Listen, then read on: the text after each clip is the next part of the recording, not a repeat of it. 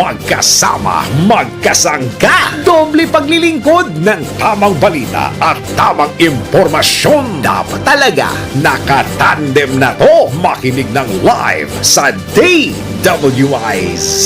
Naka-live din sa DWIZ Regional Integrated News. Panoorin ang live sa Aliw 23 at i-follow na sa social media DWIZ Facebook at YouTube. Tandem nina David at John. David Oro at John Ibanez. Magkakambal na pagseserbisyo sa bayan. Hatid ang mga balita na bagong-bago. Hindi OA. Diretsahang pagbibigay ng kailangang impormasyon sa bayan. Tandem nina David at John. Hatid ng nagbabalita ng tama. Naglilingkod ng tama. WIZ Monday to Friday, 6 a.m.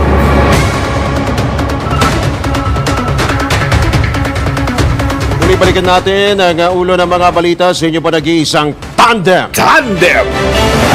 Death toll sa landslide sa Maco, Davao de Oro sumampa na sa halos 6 na po. Tandem!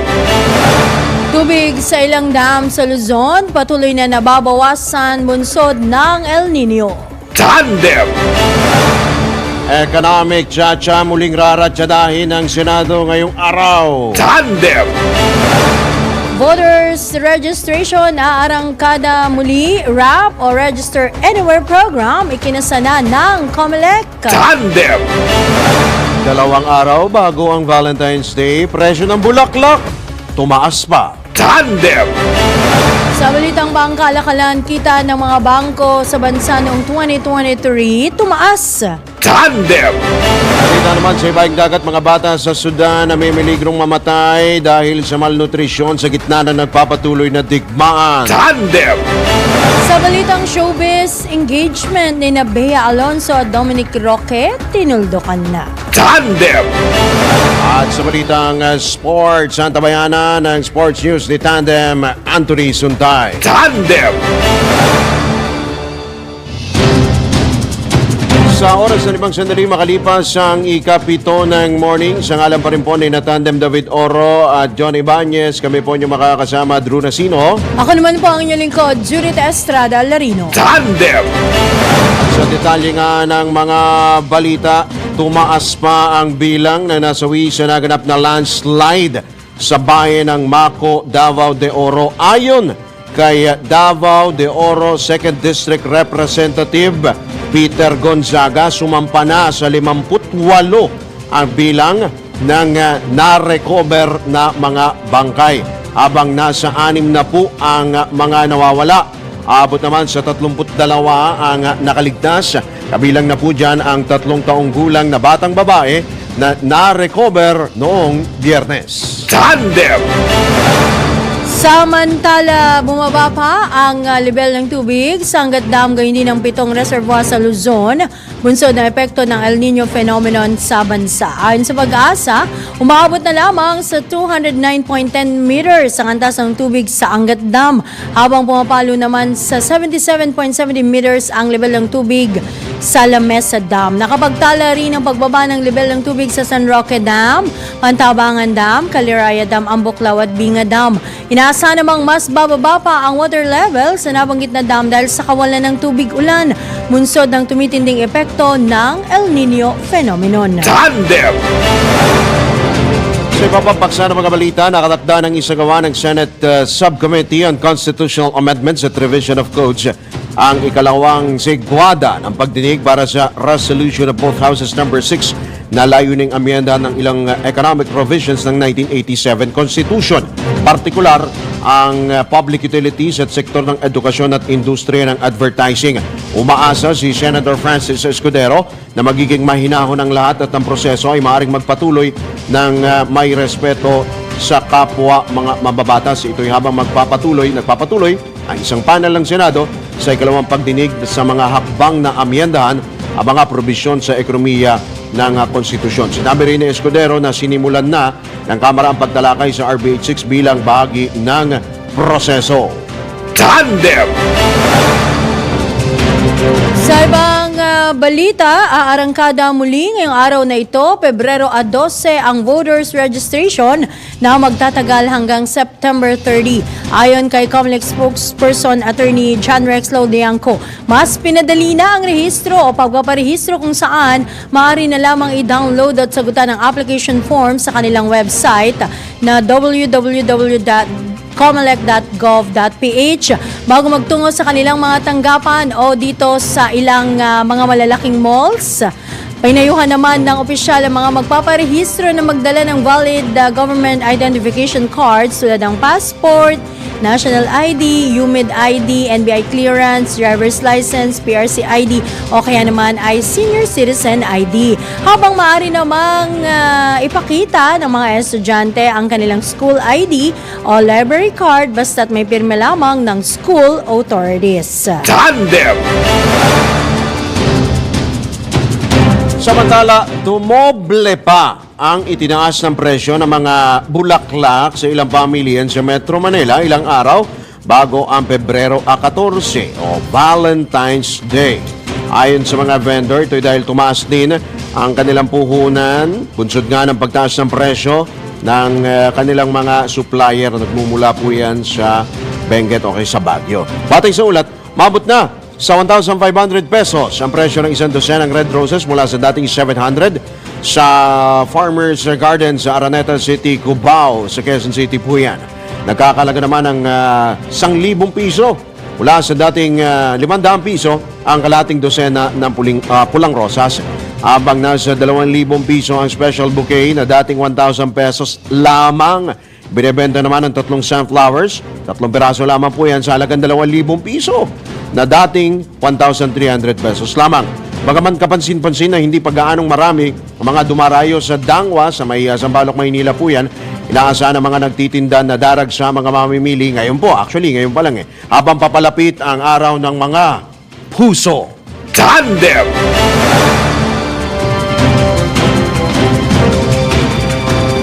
Samantala, bago sa iba pang balita kaugnay sa Valentine's Day, balikan muna natin ang naganap na landslide dyan sa Davao de Oro. Plano raw yang paimbestigahan ng Senado. Alamin natin ang detalye mula kay Patrol 19, Sally Ortega Bueno. Kailangan daw maimbestigahan ng Senado ang naganap na landslide sa bayan ng Bacon sa Davao de Oro kung saan umabot na sa 54 ang nasawi. Ito ay kay Senate President Pro Tempore Loren Legarda ay para mabusisi kung ano ang mga naging problema, pagkukulang at kapabayaan bakit nangyari ang naturang trahedya. Sa ganitong paraan ay huwag daw paulit-ulit na nangyayari ang ganitong trahedya na may mga nasasawi at matinding napipinsala. Git ni Legarda, maaari siya maghain ng resolution para magsagawa ng pagdinig ang Senado sa naturang insidente. Sa tingin ni Legarda, nagkaroon ng kapabayaan ng mga kinaukulang ahensya ng pamahalaan na deklara na niya na no-build zone ng lokal na pamahalaan ng lugar na napinsala ng landslide.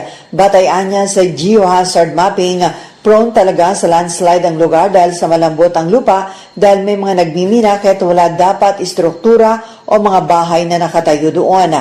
Ayon kay Legarda, naiwasan sana ang trahedya kung sinunod ang geohazard map.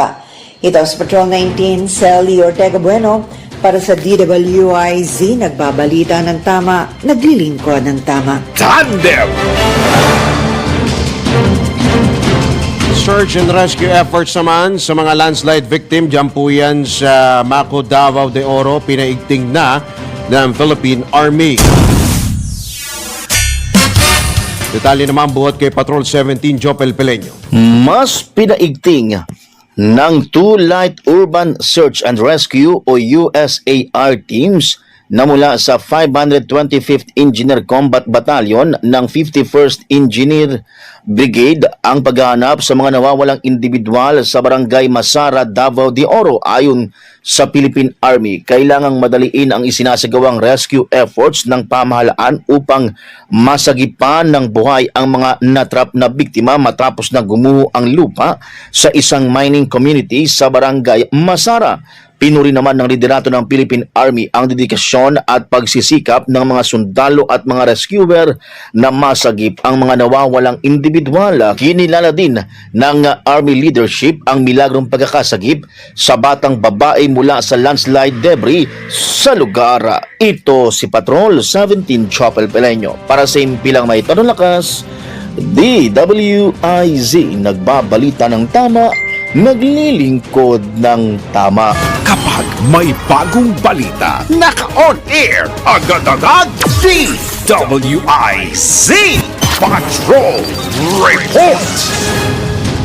Alright, sa oras po na 13 sandali makalipas ang ikapito ng umaga, tayo po ay magtungo sa iba pa hong mga issue. Mainit-init din ho itong issue sapagkat kamakailan po ay inaprubahan na sa committee level, dyan yan sa mababang kapulungan ng Kongreso, yan pong medical marijuana, legalization po ng medical marijuana. At para ho magbigay pa ng karagdagan pang mga detalye, kanya pong mga opinion o kaya reaction, nasa kabilang linya po natin ang isa pong independent health reform advocate na si Dr. Tony Leachon. Magandang umaga po, Dr. Tony. Welcome po muli sa DWIZ LU23. Drew Nasino po at Judith Estrada Larino, Doc. Magandang umaga po sa inyo, Opo. Hi, Drew Doc. and Judith. Good morning. At salamat sa pag-imbita. Good Salamat morning. din po. Salamat din po, Doc, sa inyo pong pagpapaunlak. Dito ho tayo sa issue na, although nasa committee level pa lamang naman ho ito, ano ho sa tingin ninyo ang mga maaari, ito ba magtutuloy-tuloy na hanggang sa tuluyan ng maging legal itong medical marijuana, Dr. Tony? Mukhang mamadaliin po nila ito. Yun. Kasi ito'y na-aproba na mga 2 years ago sa lower house. Yes, opo. Pero hindi umusad sa upper chamber Upper sa chamber, Senate. yes. Naka-attend tayo nung unang hearing nung August, and then hindi ako naka-attend nung huli as a member of the technical working group. Kaya lang yung Philippine Medical Association ay bigla nagpatawag ng meeting nung Sabado. Opo. At may press conference bukas alas 10 dahil sa tatlong bagay. Parang hindi dapat ma-aproban yan kahit medical marijuana bill. Kasi ang marijuana or cannabis ay Schedule 1. Ang ibig sabihin ng Schedule 1 na drug, walang medicinal use at very high ang potential for abuse. Ngayon, ang problema dyan, yung number 2 issue, sa Congress, binabanggit na kagad na maaaring gamitin nila for anxiety, insomnia, depression, cancer pain. Eh wala siyang indication for that. Kasi ang indication lang na approved ng US FDA para sa mga epilepsy or seizure sa mga bata na ang tawag ay Dravet syndrome or Lennox-Gastaut. At ang pharmaceutical form lang yan, syrup at pambata. Oh. So ngayon, kung gagamitin mo siya in the era of social media na merong misinformation, disinformation, and online selling, who would stop anyone base sa pag-i-endorso nila na kahit walang indication from the FDA na gamitin for other off-label indication. Katulad nung ginawa sa Thailand, at sa Amerika, inumpisahan ng medical tapos recreational. So tumataas ho ang krimen, mga mental health problems, at marami pa mga medical issue. Okay. Now, in a country, Drew and Judith, na very loose ang ating regulatory at enforcement agency. Oo. Ang malaking bagay na kinakatakot ko yung risk Regulation. sa ating mga kabataan at sa publiko brought about by this particular bill. Opo. Yun yung tatlong rason kung bakit kami mga doktor agad-agad na nagpatawag na meeting at bukas ng press con para mailahad mo ang lahat na hindi mo nasasabi sa Kongreso, hindi ka namibigyan na mahabang pagkakataon para sabihin yung concern. Kasi kung ito ay health bill at ang Philippine medical community na 100,000 doctors at 21 medical association ito ay hindi pumapayag para dito, sino susuporta para for a health bill or economic bill ba ito? Apo, Doc Tony, sa makatuwid ang ipinupunto mo ba, hindi pa tayo ready sa ganitong, let's say, ganitong klase Hakbangin. ng batas or ng ganitong hakbang na gawing legal yung medical marijuana?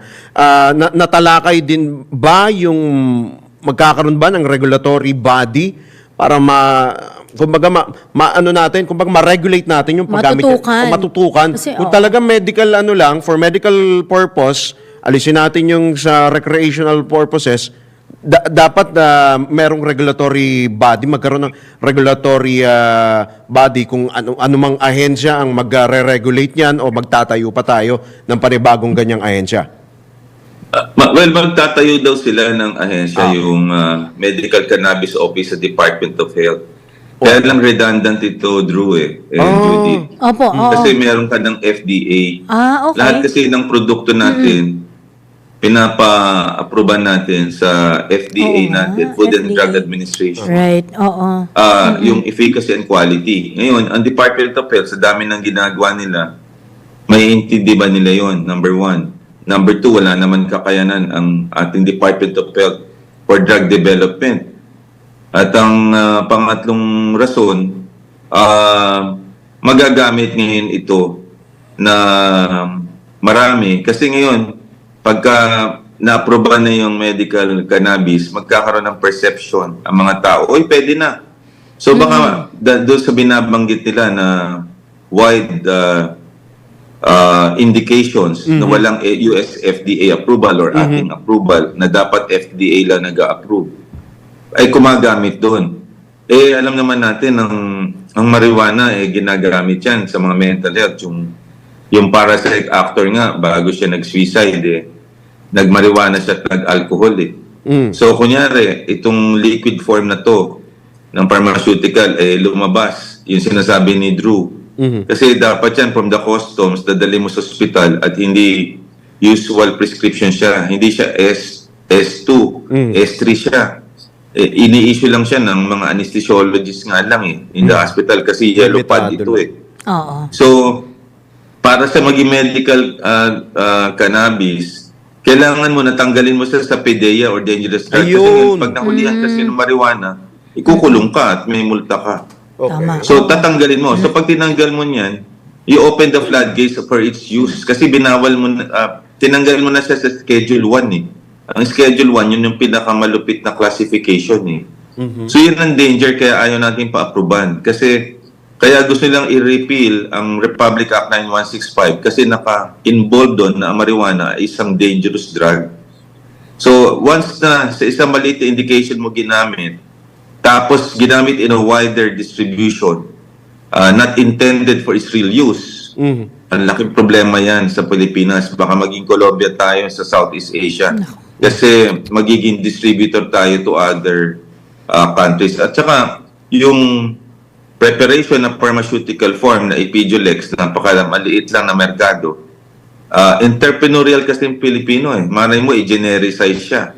And then, ngayon, dahil uso ang vape, kung siya ipalit doon sa nicotine juice, tapos ito ipalit, then ang crimes, ang accidents, imagine mo if you're, let's say, nasa Northern Luzon ka and you're a bus driver and doon ang kukuha siya or in other areas.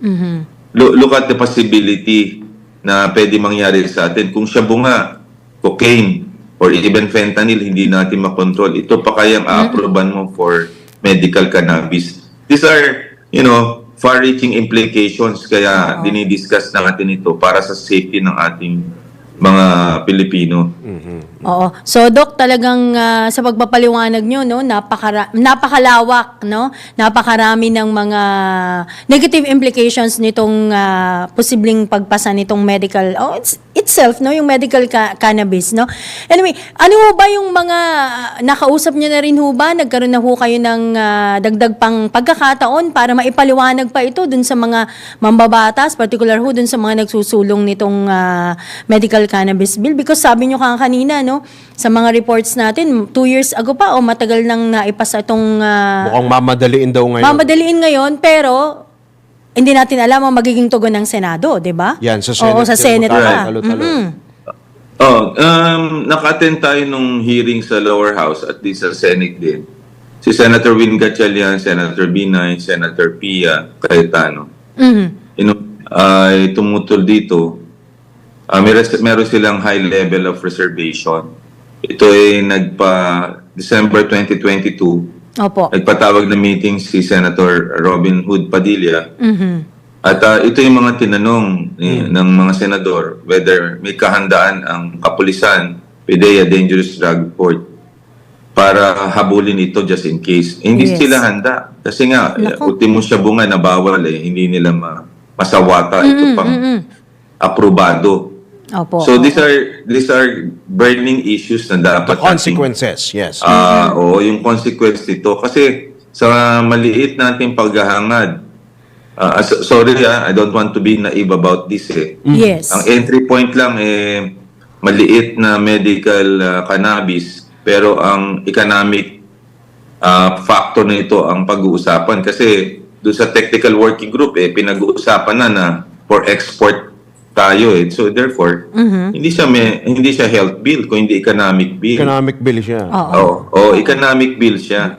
So, wag nating gamitin 'yon kasi hindi lang sisirain natin ang kabuhayan, health, physical health, mental health ng mga tao sa Pilipino, kundi ng ibang bansa. Tayo ang panggagalingan nito. Ay, hindi naman magandang imahe yan para sa atin.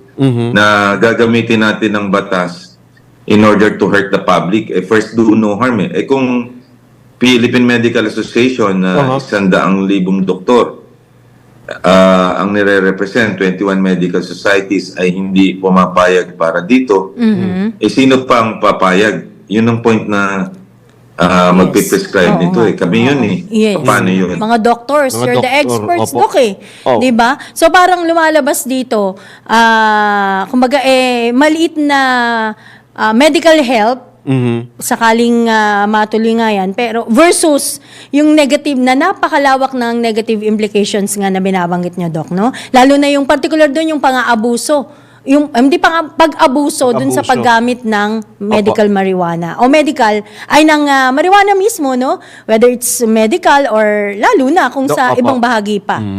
Doc Tony. Tama Opo, yung go ahead Judith, po. napakaganda ng tanong mo. Kasi ngayon, yung vape product, nabibili mo online. Yes, oo. Madali lang mabili yan Sinubukan ko Oo. Oo. Ngayon, sinong hihinto sa mga bata pag umorder niyan? At nilagay dito hindi marijuana juice ang ginamit.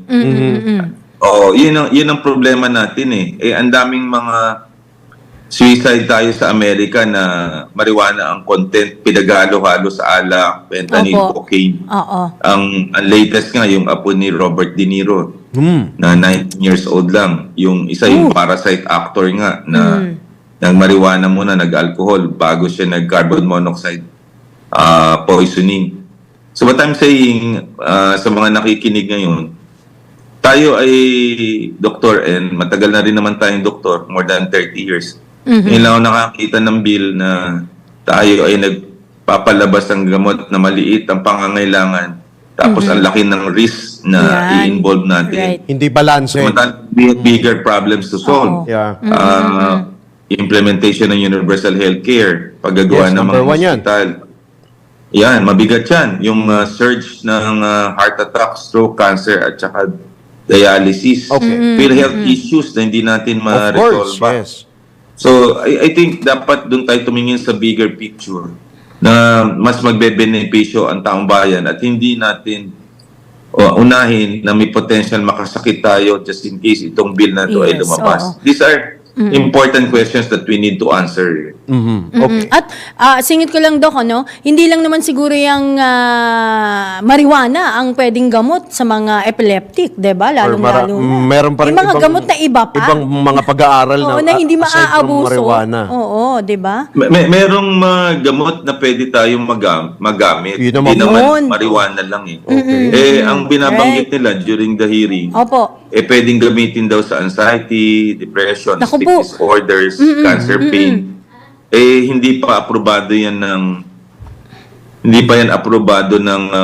FDA. Ngayon, nilalatag na bago pa naman lumabas, wag naman ganun. Kasi Yes, magkakaroon ng perception ng mga tao na panacea siya, that it can be used for any type of illness without the approval of the FDA. Opo.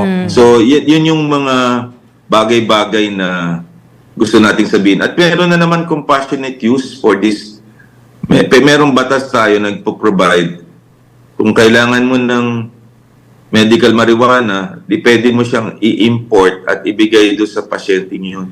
Hindi naman to parang hypertension na mamera na 1 in every 3 persons sa Opo. Pilipinas ay may hypertension. Kumbaga, ang merkado nila ito, out of 100 million Filipinos at 60,000. So pag inaproban mo siya, tinanggal mo siya, dinilista mo siya from the PDEA na substance 1 drug, ang laki ng potential problem nito sa ating country in terms of addiction, in terms of accidents, other cardiovascular illnesses na pwede dang idulot instead na i-prevent natin ito. Okay.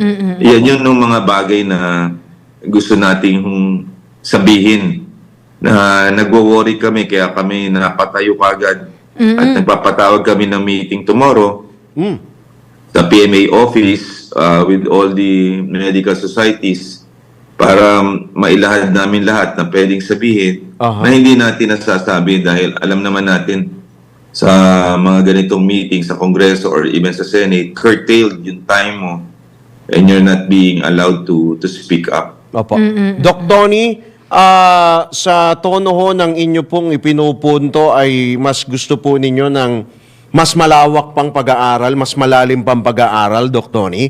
Sa inyong tingin, yaman din lamang eh, nanggaling na rin ho kayo, minsan na rin ho kayong nagawi sa Department of Health. Ano ho ba ang napupulusan po ninyo mula po kay Secretary Ted Herbosa? Ingil po dito sa medical marijuana. Well, tinanong siya dyan sa kanyang confirmation ni Congressman El Rey Villaverde at sinusuportahan daw niya ang medical marijuana sa pharmaceutical form.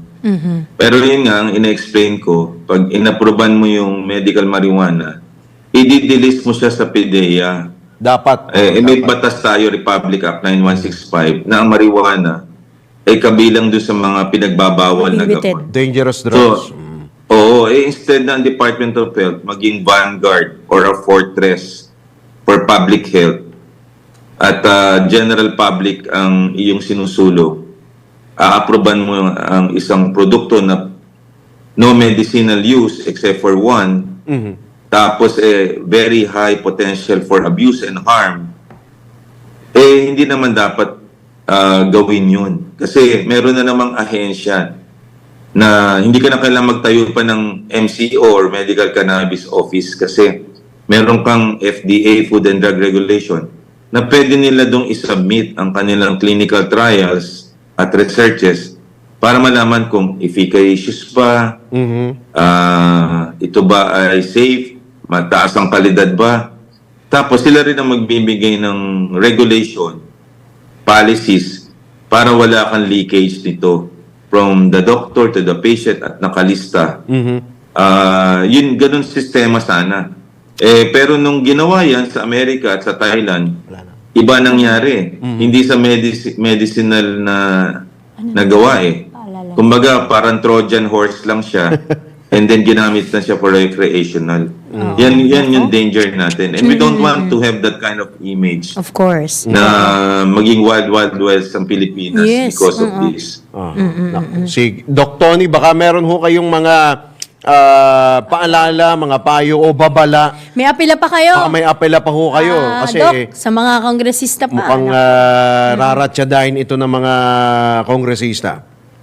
Well, nandito naman kami to enlighten. At kung ang medical community ay hindi sumasang-ayon, baka naman ihinto muna at Pwede aralin senyales. muna Yun. yung batas rather than Tama. madaliin natin. Kasi alam mo naman ng ating publiko, ang main problem sa ating bansa ngayon yung self-awareness at saka yung ignorance ng taong bayan. Kasi naluluna tayo sa social media, misinformation, disinformation. Oo. Ngayon, pag-approve nito, baka magkaroon ng wrong sense of perception ng mga tao na safe ito. So, hinay-hinay ho tayo. At siguro, kung mamarapati nyo, ayun naman natin kayong sabihan, mag-focus tayo sa bigger picture, implementation ng Universal Healthcare Law na na-approvean na ng February 2019, paggagawa ng hospital, pagpapababa ng bigger problems of heart attack, cancer, diabetes, marami nagda-dialysis, yung mga PhilHealth issues, laking problema yan in terms of implementation. Mas marami tayong batas na pwede magawa para dito at dito na sa medical cannabis. Opo. Ang liit na potensyal para sa ating kalusugan, pero ang laki ng danger sa ating mga kapwa Pilipino, lalo na sa younger generation of Filipinos. So yun ang pananawagan natin, and hopefully, ang DWIC at lahat ng media organization would be able to listen to the doctors tomorrow at 10 o'clock sa PMA office dito sa North Avenue, sa second floor, para mas marami tayong questions na masagot na hindi natin nasasagot pag tayo po ay nasa Kongreso or Senado. Alright. Naku. Sige po, Doc Tony. Asahan po namin na bukas at sa mga susunod pang araw. Marami pong salamat sa inyo pong oras at magandang umaga po. Good luck po sa inyo. God bless po, Doc Thank Tony. you, Doc. Good Thank you po. morning. Thank you. Alright. Si Dr. Tony Leachon po yan, ang isa pong independent health reform advocate. Sa oras na 38 sandali makalipas ang ikapito ng umaga, tanggap po tayo ng ilang mga pagulat mula sa labas ng impilan. Update ho sa presyo ng mga bulaklak dyan sa Dangwa sa Sampaloc, Maynila mula kay Patrol 5 Aya Yupanco. Nagsimula ng tumaas ang presyo ng ilang mga bulaklak sa Dangwa Market dito sa Sampaloc, Maynila ilang araw bago ang Valentine's Day o araw ng mga puso. Ang isang bouquet ng rosas ay mabibili sa halagang 1,200 hanggang higit 2,000 depende sa disenyo. Ang bulaklak na carnation na may kasamang sunflower ay nasa 800 at kung kasama naman ito ay mga stargazer, aabot ito sa 1,000. Ang isang dosenang pulang rosas ay nasa 1,000 ang halaga, habang kung may kasama itong stargazer, papalo ang halaga nito sa 1,500. Ang simpleng 3 pirasong rosas ay nasa 400 ang halaga, habang yung mga Baguio roses naman ay 100 kada isa. Makakabili rin ng mga stuffed toys na may kasamang rosas sa halagang 500 hanggang 2,500. Depende sa laki at disenyo, kung saan bentang-benta naman yung mga lobo na may kasamang rosas at ilaw na disenyo na mabibili sa halagang 250 ang isa. Bukod sa pagbili ng personal, maaari ding umorder via online para iwas sa abala, pero may dagdag na service fee na nasa 50 pesos. It is but now number 5. Ayaw pa ako para sa implemento ng lakas. DWIC. Nagbabalita ng tama, naglilingkod ng tama. Tandem! Samantala, Marcos administration, doble kayod sa pagkikayat ng foreign investors. Alamin natin ang kabuuang report. Ihatid ni Patrol 13, Gilbert Perdes. Walang tigil ang Administrasyong Marcos sa mga ginagawa nitong hakbang upang magbukas ng pintuan para sa mga dayuhang mamumuhunan sa bansa. Itong ipinunto ni Pangulong Ferdinand Marcos Jr. sa gitna ng sinusulong na pag-amyenda sa mga economic provisions ng saligang batas. Sinabi ni PBBM na determinado ang kanyang pamahalaan na makamit ang layunin na gawing upper middle class ang Pilipinas sa taong 2025. Ayon sa Pangulo, malaki may tutulong ng pag-invest ng mga dayuhang mamumuhunan sa bansa para maabot daw ang nasabing target kasama na ang pagbabago sa ilang economic provisions. Maliban dito, may ilang batasaan niya sa kasalukuyan na humahadlang sa pagpapalakas ng dayuhang investments na siyang naglilimita naman sa potensyal ng ekonomiya at global competition ng Pilipinas. Patrol 13, Gilbert Perdes para sa Himpilang May Todong Lakas. DWIZ, nagbabalita ng tama, naglilingkod ng tama. Tandem! Papabalita, PhilHealth at DOH officials planong ipatawag sa Kamara para sa pagpupulong igil sa health benefit packages. At detalye naman mula kay Patrol 11, Tina Nolasco. Nais pulungin ni House Speaker Martin Romualdez ang Philippine Health Insurance Corporation o PhilHealth at Department of Health upang mapag-usapan ang mga hakbang para mapalawak ang coverage ng benepisyo para sa mga miyembro ng PhilHealth nang hindi na dumadaan sa paggawa ng batas. Itinutulak kasi ng House Speaker na maitaas ang sagot na bayarin ng naturang National Health Insurance para sa mga pasyenteng nasa pribadong pagamutan. Gayon din kung magkano ang dapat matanggap ng mga miyembro na naka-admit sa pribadong ospital o pribadong kwarto. Kadalasang inireklamo kasi ani Romualdez ng mga mahihirap na pasyente na umaabot lamang umano sa 15% hanggang 20% ang sinasagot na hospital bill ng PhilHealth. Dagdag pa ni Romualdez, hindi lahat ng na-admit sa ospital ay nasa charity ward o yung libreng kwarto. Lalo't mabilis na uubos ang charity beds. Mabatid na ilang mambabatas na rin ang nananawagan sa PhilHealth na itaas ang kanilang ibinibigay na health benefits para sa kanilang mga miyembro. Ito si Patrol 11. Tinang Lasco para sa Himpilang May Todong Lakas, DWIZ, nagbabalita ng tama, naglilingkod ng tama. Tandem! Sa ibang balita, naku, eto na naman ang grupong Piston. Aba, may plano na naman daw na magsagawa ng kilos protesta. Kailan? Alamin natin sa report ni Patrol 30, Jelly Mendez. Nakatakdang magsagawa ng kilos protesta ang grupong pagkakaisa ng samahan ng mga tsuper at operator nationwide kasabay ng pagdiriwang ng ika-38 anibersaryo ng EDSA People Power. Ito'y para muling ipanawagan ng Piston ang pagbalik ng mga prangkisa at pabagsakin ang sinusulong na tsa-tsa. Kabilang din sa problema ng grupo ang banta ng phase-out sa mga traditional na jeepney.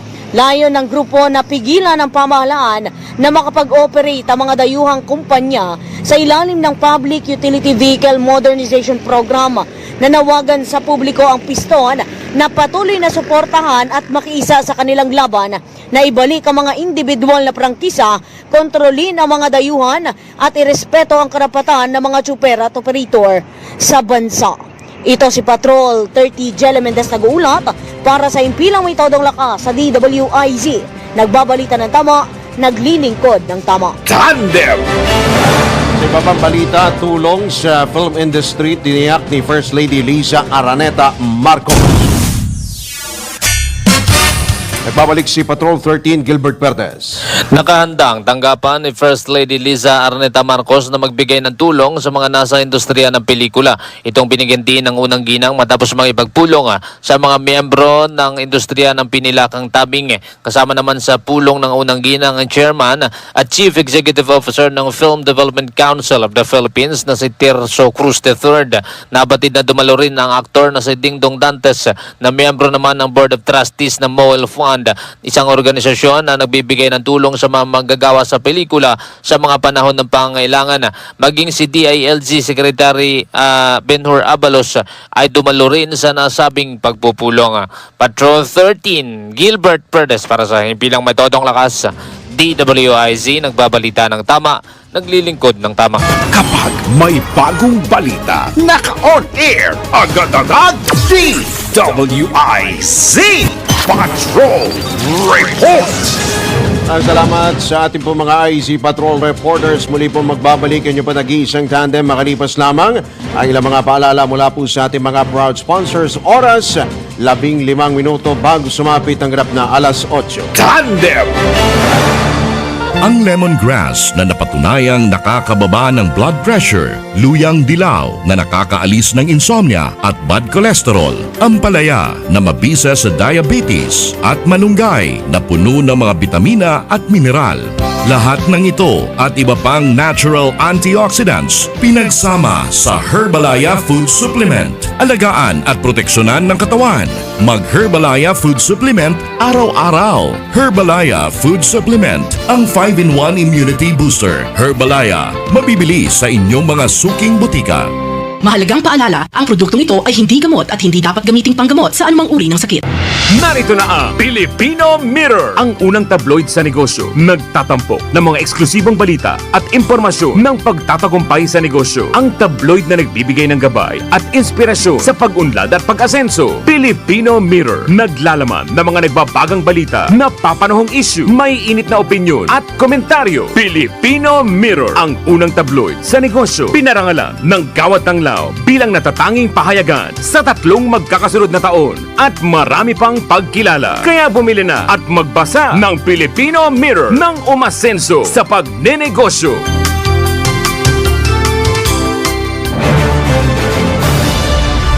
Giga Manikan po. Bilang isang broadcast journalist, nakasanayan ko maging mapanuri. Kahit na sa food supplement ko, bilib ako sa MX3 dahil ito ay tested and proven na may alpha, beta at gamma mangosteen. Bukod dyan, cholesterol and fat-free. That goes well with my healthy diet and workout. May seal of quality excellence at gawa sa ISO at GMP certified na planta. MX3, dito ako bilib. Mahalagang paalala, ang MX3 capsule ay hindi gamot at hindi dapat gamiting panggamot sa anumang uri ng sakit. Mag-MX3 araw-araw para M-Extraordinary. Alamin kung bawal o hindi. Dahil kung di mo alam to, kaso ang kakaharapin mo sa NBI. Nako, bawal ito! Walang medical assistance mula sa kumpanya? Nako, bawal ito! Gaano ka man kaingat, mayroong mga hindi inaasahang mangyayari sa iyo sa opisina. Ngunit paano kung dumating sa punto na kailangan mo magpagamot pero ayaw sagutin ng iyong kumpanya? At kung babayaran man, iaawas daw ito sa iyong sweldo. Alam nyo bang ayon sa Article 161, Book 4 ng Labor Code of the Philippines, isa sa mga responsibilidad ng iyong employer ay ang pagbibigay ng agaran at libreng medical assistance kapag ikaw ay naaksidente o nagkasakit habang nasa oras ng trabaho. Uulitin ko, libre dapat ito at hindi maaring iawas sa iyong sweldo. At ayon sa Employees Compensation Program, hindi dapat one-time payment lang ang tulong na matatanggap ng empleyado, lalo na kung sa oras ng trabaho nangyari ang aksidente. Mga bossing, hindi naman nila ito ginusto. Kaya wag silang singilin pagbalik nila sa trabaho. Sige ka, baka masabihan ka ng nako, bawal.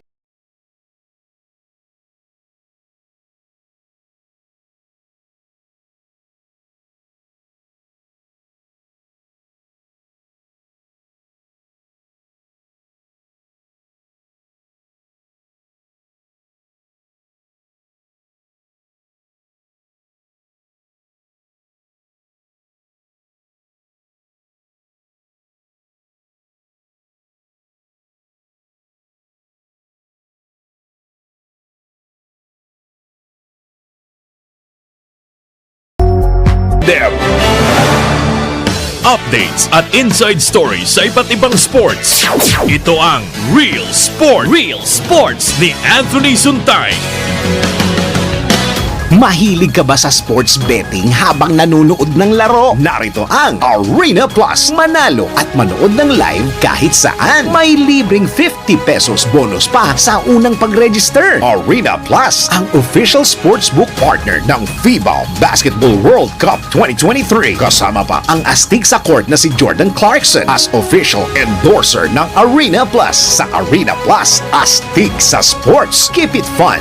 Game responsibly. Download Arena Plus app now in App Store or Google Play. You can watch it also on arenaplus.ph. Sa Arena Plus, astig sa sports. Oh, ano yan? Share naman. Dad was telling me about the Toyota Innova. Oh? Han, I like the features kasi mukhang sporty yung exterior at premium yung interior. Oh, I heard meron din reverse cam and clearance and back sonar sa V&G grades. So convenient. Plus may Apple CarPlay and Android Auto with the E-grade, so I'm super excited. I'm telling you, this premium MPV works for families and big groups. So what are you waiting for? Visit www.toyota.com.ph to know more.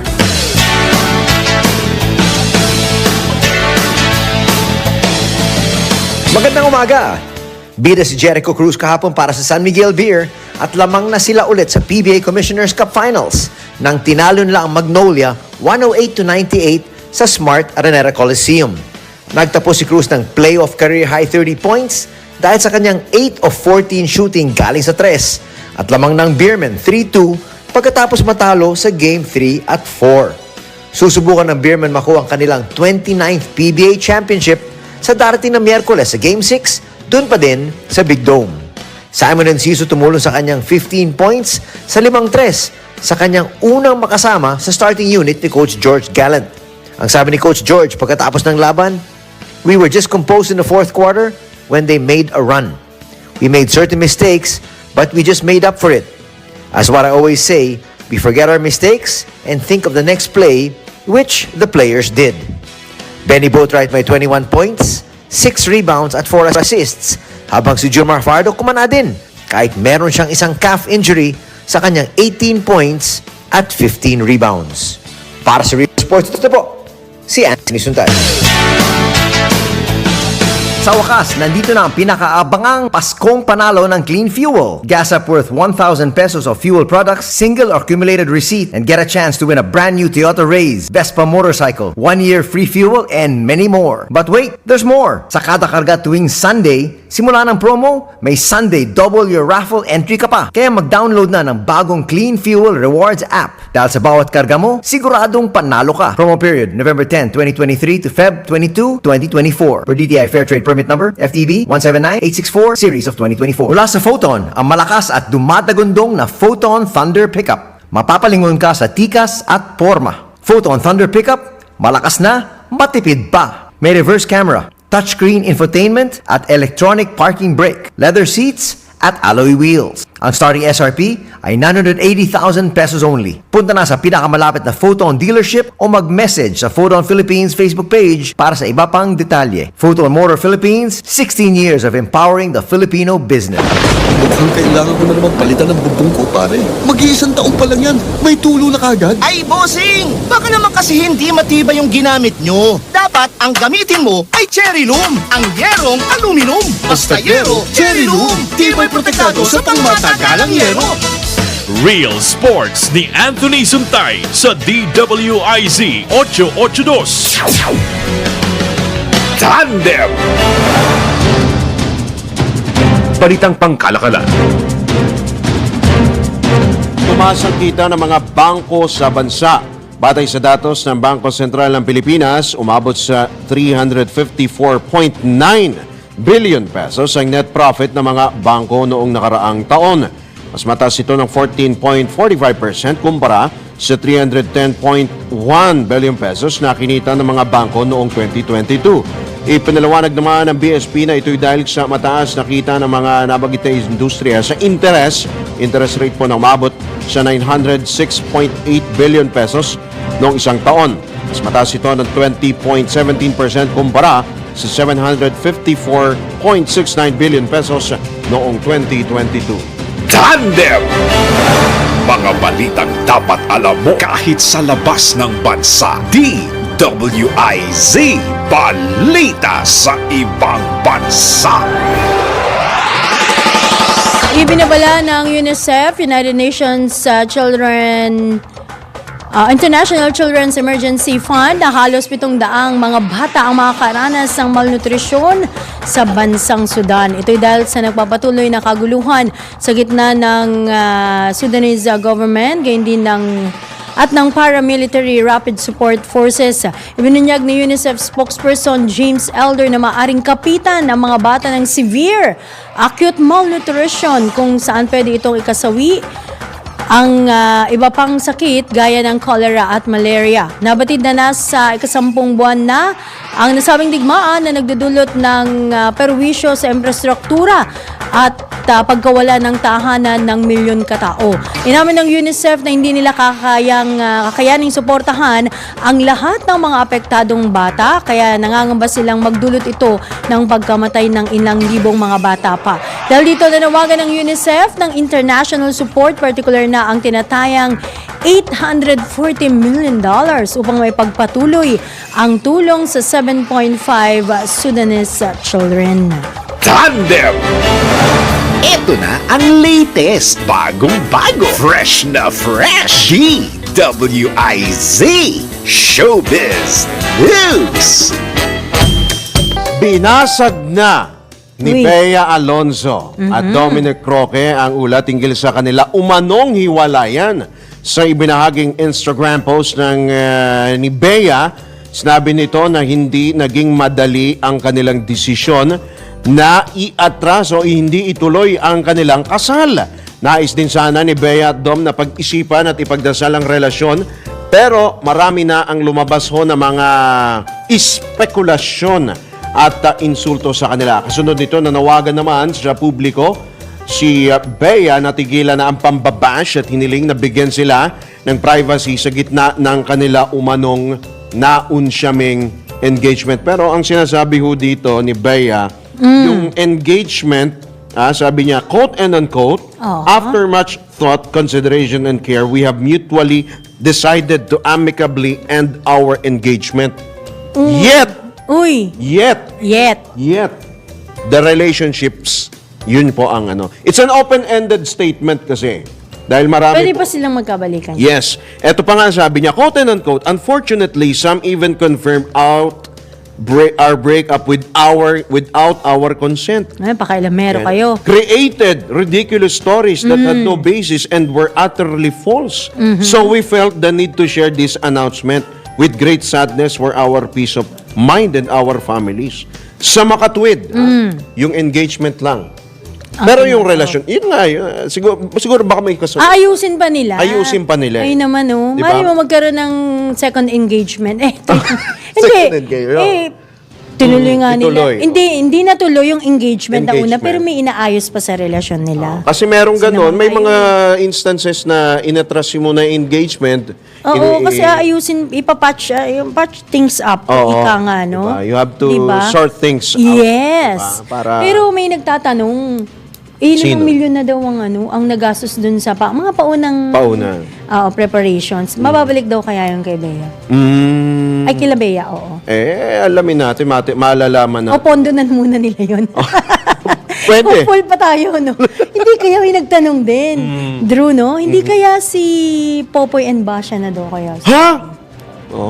Wala na pa din si Sir Joel. Sir Joel, ano sa tingin mo? Di ba? Baka pwede, no? Maaring ganun, pero tingnan natin. Baka magalit naman sa akin si Dominic. Bro, ano lang yun, Dominic, ano? Almeida. Ay, nako, anyway.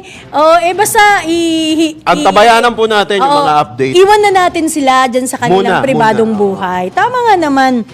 Kaya sila na bahalang mag-ayos ng kanilang mga buhay. Malalaki na sila. Anyway, ito nga sa ating good news. Nako, isang Pilipinong guro. Very good news ito. Good news talaga naman. Ang binigyan parangal po ng The Governor's Council on Disabilities and Special Education sa estado po ng Alaska dyan sa US of A. Pinagkalooban si Dale Ebcas mula sa Cagayan de Oro City ng prestigious Individual of the Year Award for Special Education in Inclusive Practices. Kasunod po ng hindi matatawarang pagtuturo sa mga batang may kapansanan. Mabuhay ka, ano ang pangalan niya? Si Dale. Ayan, Yeah. Pinoy. Dale. Nabatid na aktibo rin si Dale bilang Unified Sports Coordinator para sa Special Olympics at nangangasiwa sa mga mag-aaral na lumalaban sa mga pambansang paligsahan. Ang natanggap na parangal ni Dale Ebcas ay nagsisilbing testamento sa kanyang hilig, dedikasyon at hindi natitinag na pangako sa paglikha ng mas inklusibo at patas na edukasyon para sa mga batang may kapansanan. Mabuhay ka, Dale Ebcas. Congrats. Yan, isang Pinoy. Sana dumami pa ang mga katulad mo. Yun. Alright, at dyan po tayo pansamantala nagtatapos dito po sa inyo po nag-iisang tandem. Maraming salamat po sa ating mga nakasama sa News Center. At sa ngalan po ni na Tandem David Oro at John Ibanez, kami po inyong mga lingkod, Drew Nasino. Ako naman po si Judith Estrada Larina. Nagbabalita ng tama. Naglilingkod ng tama.